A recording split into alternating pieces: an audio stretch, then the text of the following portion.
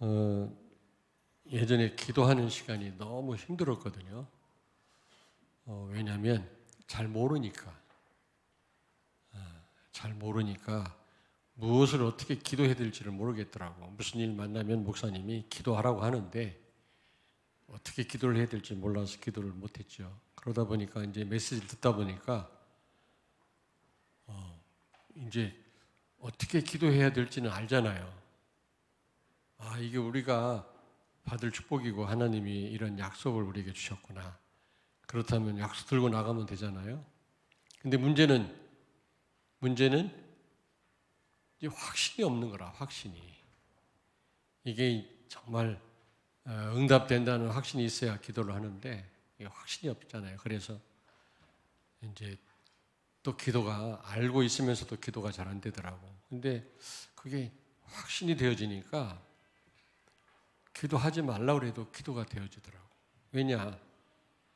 분명히 응답된다는 확신이 있으니까.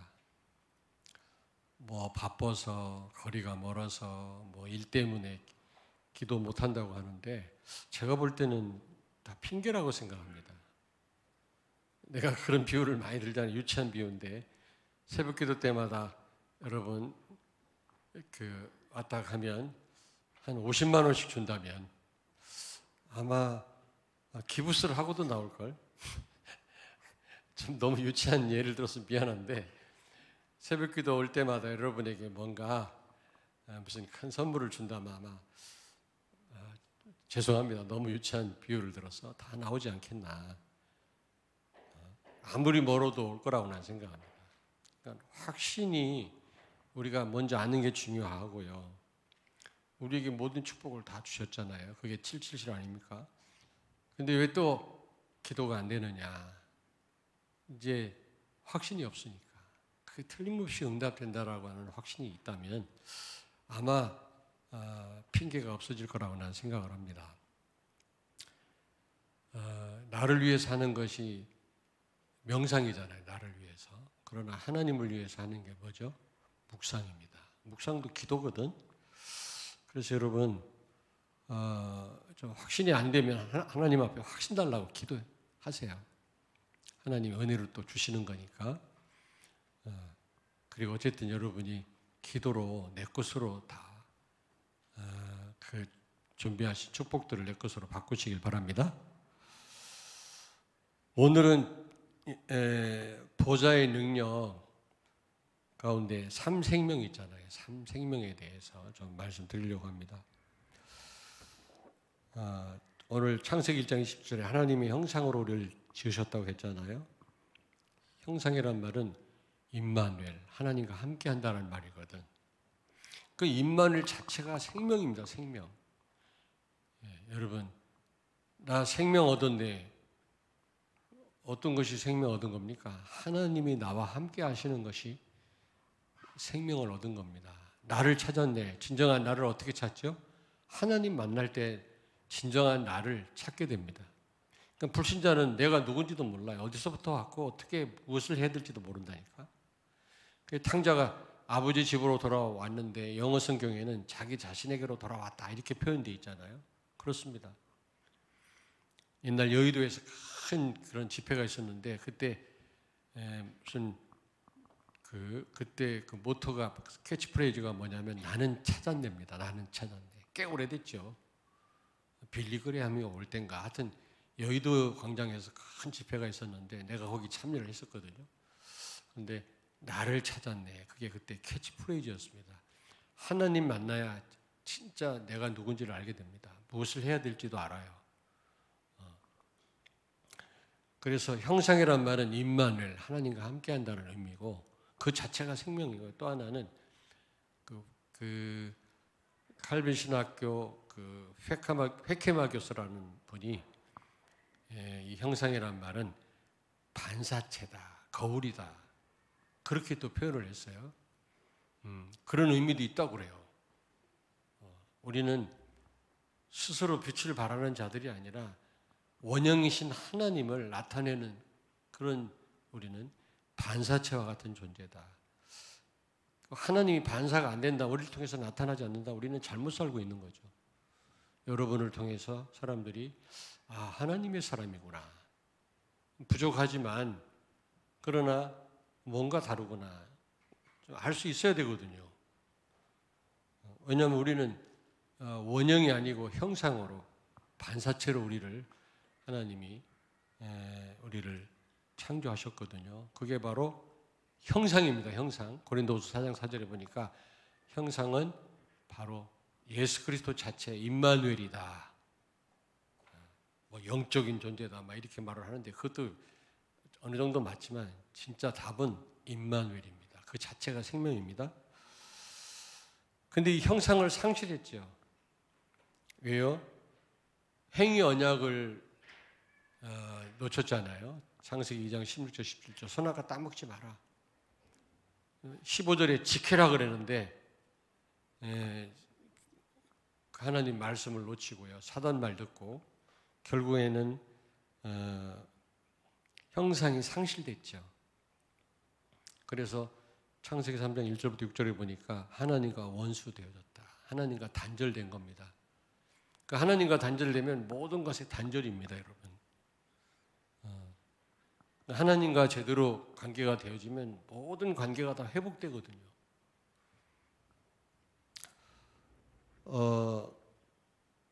그래서 결국은 창세기 3장, 6장, 11장에 빠지게 되었죠. 나 중심, 물질 중심, 성공 중심. 불신자는 전부 여기에 다 걸려 있습니다, 여러분. 그런데 창세기 3장 15절 여자의 후손으로 예수님 오셔서 이 형상을 회복하셨죠. 임마누엘, 이걸 가능케 하셨다 그 말이에요. 예수님 영접함으로 여러분 안에 임마누엘 하나님이 함께 하시는 줄로 믿습니다.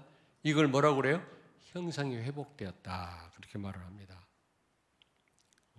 그러면 여러분 안에 계신 이 형상, 임마누엘 어떻게 누릴 수 있죠? 어떻게 해요? 사도행전 18장 5절에 하나님의 말씀에 붙잡혔다 그랬죠. 말씀 따라 살면 되는 겁니다, 여러분. 그리고 고린도후서 1장 19절 20절에 예수님은 하나님 말씀 앞에 항상 토를 달지 않고 예가 되셨다 그랬어요. 철저하게 말씀 순종하면 되는 겁니다. 형상을 어떻게 누린다고요? 하나님의 말씀 순종할 때. 그 말씀을 정말 믿고 기도할 때 우리는 임마누엘을 누리게 될 줄로 믿습니다. 갈라디아서 2장 20절 그리스도가 주인 되어질 때 우리는 완벽하게 하나님이 나를 책임지시고 인도하게 되실 줄로 믿습니다. 그게 형상을 누리는 거예요. 우리는 형상이 회복됐지만 형상을 못 누리고 살 때가 많잖아요. 자, 하여튼 간단하게 말씀을 드리려고 합니다. 그리고 하나님의 형상 또 이 삼생명 가운데는 뭐죠? 생기. 창세기 2장 7절에 생기를 불어넣었더니 생명이 되었더라 그랬잖아요. 여러분, 이게 무슨 말입니까? 두 가지 의미가 있어요. 생기를 불어넣었다. 하나님이 함께 하신다. 성령으로 함께 하신다는 말이 되고요. 형상이 회복됐다는 말입니다. 생기를 불어넣었다는 말은. 또 요한복음 20장 21절 22절을 보니까 예수님이 숨을 내쉬면서 성령을 받으라고 하셨잖아요. 그거는 성령 충만을 의미합니다. 생기를 불어넣었다. 성령 충만을 의미합니다. 여러분, 성령 충만 받으면 하나님의 성령이 함께 하시지 않으면 영적으로 죽은 자입니다. 불신자들은. 그냥 흙에 불과해요. 그 인생은. 그런데 흙에 생기를 불어넣었다. 그 말은 성령으로 함께 하신단 말이거든요. 우리를 이제 하나님의 형상이라는 의미거든. 그런데 그 요한복음 20장에서 예수님이 그 숨을 내쉬면서 성령을 받으라 그 말은 성령 충만을 의미합니다. 성령 충만 받으면 오력이 생깁니다. 5가지 힘이 생겨요. 여러분 진짜 이걸 놓고 기도하시라고요. 어떤 분하고 내가 그 전화 통화를 오랫동안 했는데 그 가정뿐만 아니라 그분도 그렇고 많은 성도들이 너무 힘들더라고. 너무. 그래서 내가 하나님 앞에 간절히 기도했어요. 성도들을 위해서 기도하지만 더 기도해야 되지 않겠나. 더 성도들을 위해서 진짜 성도들이 너무 힘든 그런 어려운 삶을 볼 때 정말 말씀을 전하더라도 제대로 기도하고 제대로 하나님 앞에서 준비해서 전달해야 되겠다. 또 정말 우리 성도들을 위해서, 성도들은 너무 어려운데 기도 안 한 건 아니지만 더 하나님 앞에 내가 정말 눈물을 흘리면서 진짜 성도들을 위해서 기도해야 되겠구나. 내가 할 일이 뭐겠냐. 그렇잖아요. 그런 생각이 들더라고. 그래서 수시로 무시로 여러분들을 위해서 기도하고요. 이제 더더욱 토요일 날은요, 여러분들 일주일 동안 삶을 살다 보면은 이제 많이 흑암에 노출되어 있잖아요. 여러분, 출애굽기 이제 우리가 지금 같이 생각을 해보는데, 출애굽기 보면 주제가 뭡니까? 엑소더스 아닙니까? 출애굽. 저는 그렇게 생각하지 않습니다. 출애굽이 아닙니다. 출애굽이 아니에요. 출사단이에요. 출흑암. 근데 그 흑암이 떠나지 않았어요. 계속해서 광야길 가는 동안 이스라엘을 공격해요. 오늘도 마찬가지입니다. 우리가 구원받았다고 하지만 사실은 출사단인데 계속 사단은 우리를 공격합니다. 특별히 세상에서 무언가 일을 하고 사는 우리 성도들. 그래도 우리들은 그래도 많은 시간 사역을 하고 말씀 전하기도 하지만 우리 성도들은요 전혀 이런 영적인 것과 거리가 먼 그런 일들을 하시잖아요. 그러므로 여러분들이 너무 어렵더라고. 여러분 자신들을 위해서 그냥 기도하시면 안 돼요. 사단을 만만하게 보시면 안 됩니다. 나도 많이 성도들하고 통화를 하면서요, 내가 더 정말 기도해야 되겠구나. 하나님 앞에. 너무 내 마음이 아프더라고. 성도들이 너무 어려운데, 뭐 알긴 알았습니다만, 이번에 내가 너무 절감하고, 진짜 여러분들을 위해서 기도하고 있습니다. 토요일 날 더 기도해야 되겠다. 말씀 아무리 잘 전하면 뭐합니까? 뭐 잘 전하면 좋지. 나 같은 사람은 잘 전하지도 못합니다만은. 그러나 잘 전해야 되겠지만 그런다고 되는 게 아니잖아요. 성령이 역사하셔야 되고 흑암이 무너져야 되거든. 그래서 예전도 그렇게 기도했습니다만은 더 기도하고 내가 강단에 서야 되겠다. 우리 성도들을 위해서 내가 비록 다른 걸 못해도 내 기도해야 되겠구나. 이런 생각이 이번에 통화하면서 더 이게 깨달아지더라고요, 여러분. 그렇습니다. 여러분, 여러분 자신들을 위해서 기도 많이 하시고요. 또 어려운 다른 성도들을 위하여, 특별히 우리 어린 렘넌트들, 흑암 문화에 노출되어 있는 우리 어린 후대들을 위해서 여러분이 진짜 기도해 주시길 바랍니다. 우리 애는 다 컸는데 그렇게 생각할 게 아닙니다. 그 성령 충만, 생기는 두 가지 의미라고 했잖아요. 예, 하나님의 형상이 회복된 거고 또 하나는 성령 충만입니다. 우리는 형상이 회복됐기 때문에 이 성령 충만을 달라고 하나님 앞에 진짜 한번 기도하시면 하나님이 알게 모르게 많은 지혜를 주시고 힘을 주시고요. 여러분을 철저하게 인도하실 줄로 믿습니다. 그래서 우리 중직자 되시는 분들, 그 다음에 우리 대학 청년부 우리 임원들, 중고등부 임원들, 우리 회원들 섬기는데 하나님 주시는 힘이 없으면 일을 감당 못합니다, 여러분. 그래서 내가 임원들이 내 방에 와서 인사하러 올 때마다 내가 기도해라, 기도하는 시간에 알아. 그렇지 않으면 너무너무 힘든 거예요. 너무너무. 여러분들도 마찬가지입니다. 교회에서 헌신들 다 하시잖아요. 내 힘으로 하면 한계 옵니다. 하나님 주시는 힘을 얻게 되길 바랍니다. 그게 바로 생기다, 생기. 그 다음에 세 번째로 에덴의 축복이라고 그랬잖아요.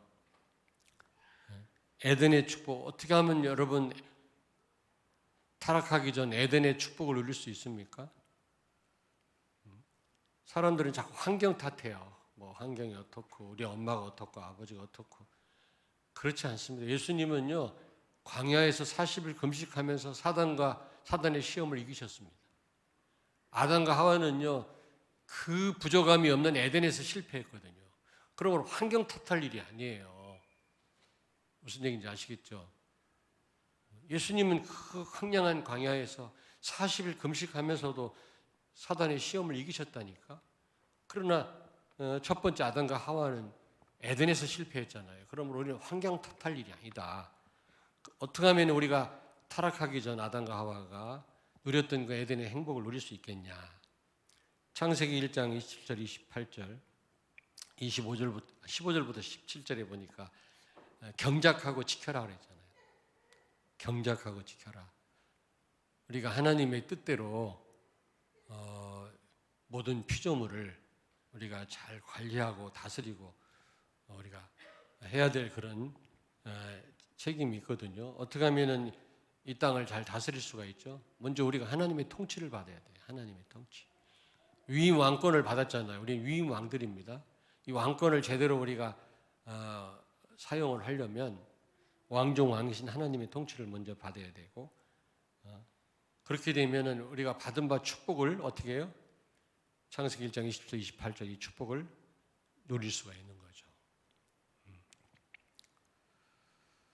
여러분이 말씀 제대로 받을 때 어떻게 해요?